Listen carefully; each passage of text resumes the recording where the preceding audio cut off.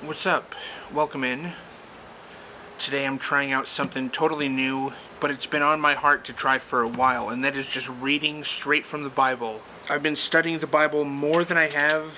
It feels like more than I have possibly ever, but I think because it's King James Version, it's not as diluted as some of the newer translations are, in my opinion. So I feel like King James, broken down by the application commentary, for me is so helpful. So I wanted to read about Job. I don't know how often Job is talked about or how many people really know about him, but his story is one of the biggest that stands out to me. So I apologize, there's going to be planes, machines, birds, wind during this episode. So I don't expect a lot of people to engage with this one, but that's okay. I still feel like I'm doing something good in my heart. So this goes from verse or paragraph of the Bible. Oh, or trucks. Nope, that's a plane. Yeah, plane. Job 1:1. There was a man in the land of Uz. Uz? Not Oz. We can't be certain where Uz was. It is believed to have been somewhere in the desert area modern-day Syria, but that is only speculation. Whose name was Job. We don't exactly know who Job was historically. It could be that he was the Jobin mentioned in Genesis 10. If that be so, he would be a contemporary of Abraham, the patriarch, and that would place him around the year 2000 BC. Job literally means hated. Indeed, Job would be the one that was hated by Satan, yet loved by God. And that man was perfect. We may not know exactly where Uz was or who Job was, but we do know he was perfect. This doesn't mean he was sinless. It means he was spiritually mature, and that man was perfect and upright. Job was a straight arrow, a man of integrity, and the one that feared God and eschewed evil. Job was truly a good man. And there were born unto him 7 sons and 3 daughters. Job had 10 kids. His substance was also 7,000 sheep and 3,000 camels, and 500 yoke of oxen and 500 asses, in a very great household, so that this man was the greatest of all the men of the East. Super interesting, Job is the modern day Abraham, and Abraham God put through trials to test his faith and make him a man of faith. I personally am reading through Genesis, and this is Job. I love how Job and Abraham are compared as similar souls. Not only was Job's quiver full of kids, but he was wealthy beyond description. He was Bill Gates, Warren Buffett, Donald Trump all rolled up into one.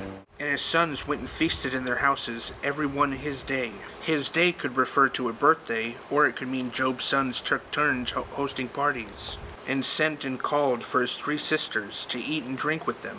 And it was so, when the days of their feasting were gone about, that Job sent and sanctified them, and rose up early in the morning, and offered burnt offerings according to the number of them all. And Job said, It may be my sons have sinned, and cursed God in their hearts.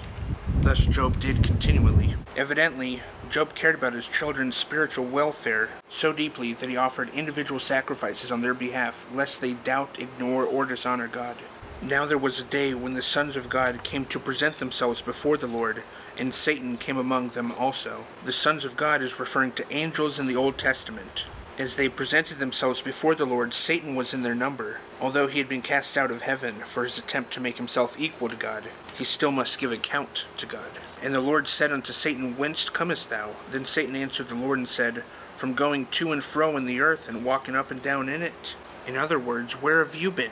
God asked Satan. Not that he needed the information, but in order to begin a conversation. From going to and fro in the earth, Satan answered. Peter tells us that Satan goes about as a roaring lion, seeking whom he may devour. On the other hand, in Chronicles 16:9, we read that the eyes of the Lord go to and fro throughout the earth, to find a man whose heart is towards him, on behalf of whom he might show himself strong. In other words, Satan goes about seeking whom he might devour, while the Lord goes in seeking who he might empower.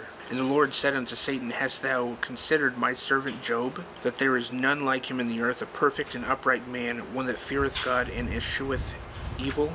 The Hebrew word translated considered referred to what a spy would do when he scoped out enemy territory to find weakness and vulnerability. Thus the Lord said to Satan, What do you think about Job? Have you checked him out? Have you probed? Are you aware of his heart toward me? Then Satan answered the Lord and said, Doth Job fear for naught? Hast not thou made an hedge about him, and about his house, and about all that he hath on every side? The implication here is that Satan had already probed and tried to get Job to fall.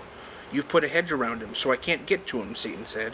Isn't it good to know that the Lord has Satan totally under control? There is a hedge around Job, and there is one around you and me too. God is our shield and our protector, according to 1 Corinthians 10:13. He won't allow us to be tempted above which we are able to bear, but will, with the temptation, provide a way of escape. Nothing can come to us or at us without the Lord allowing it for his sovereign purpose. Thou hast blessed the work of his hands, and his substance is increased in the land.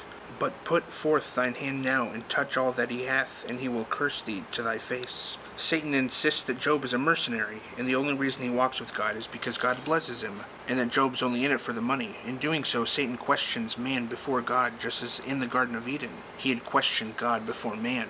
And the Lord said unto Satan, Behold, all that he hath is in thy power. Only upon himself put not forth thine hand. So Satan went forth from the presence of the Lord. You can take what Job has, God says to Satan, but don't touch him. Satan had challenged God's honor, in effect saying, you have no inherent right to receive worship, because people wouldn't worship you if you didn't bribe them with things. They don't love you for who you are, and wouldn't love you if you took your blessings away. As the angels and demon watched, they said, is that true? So now the issue would be settled in an incredible cosmic duel. And there was a day when his sons and daughters were eating and drinking in wine in their eldest brother's house, and there came a messenger unto Job, and said, the oxen were plowing, and the asses feeding beside them, and the Sabeans fell upon them, and took them away. They have slain the servants with the edge of the sword, and only I am escaped, alone to tell thee. A messenger came to Job and said, you've lost your livestock. While yet he was speaking, there came also another and said, the fire of God is fallen from heaven, and hath burned up the sheep and the servants and consumed them, and only I escaped alone to tell thee. Before the first messenger had finished speaking, a second messenger told Job his sheep and servants had been killed by lightning. While he was yet speaking, there came another, and said, thy sons and thy daughters were eating and drinking wine in their eldest brother's house, and behold, there came a great wind from the wilderness, and smote the four corners of the house, and it fell upon the young men, and they are dead. And I am escaped alone to tell thee. Before the second messenger finished speaking, a third told Job his children had been killed by a tornado. Thus Job's finances and his family, his prosperity, were all gone. Then Job arose and rent his mantle, and shaved his head, and fell down upon the ground, and worshipped, and said, naked I came out of my mother's womb, and naked I shall return thither. The Lord gave, and the Lord hath taken away. Blessed be the name of the Lord. And in all this Job sinned not, nor charged God foolishly. A man of remarkable insight and maturity, Job released his emotion not through ranting, raving, cursing, complaining, weeping, wailing, but through worship. Like, what? When Paul and Silas were in the dark dungeon, they began to sing praises to the Lord. They began to worship the one they loved and served. And as they did, the prisoners' doors opened wide. The amazing thing is this: not a single prisoner escaped. Why? I suggest it was because they were so amazed that Paul and Silas praised God in the dungeon that they wanted to stick around and see how the rest of the story would unfold. The same can be true of us. When you feel it's dark and damp and dank and dungeony, when you feel as though everything you were hoping for, everything you entrusted has been taken away, it's your opportunity to do what Job did, to do what Paul and Silas did. That is, you can say, I'm going to worship you, Lord, because you're in control and you know what's best. Job didn't have chapter 1 to read. He didn't know what was going on. He didn't know anything about Satan's challenge throughout this whole ordeal, and perhaps not until he got to heaven.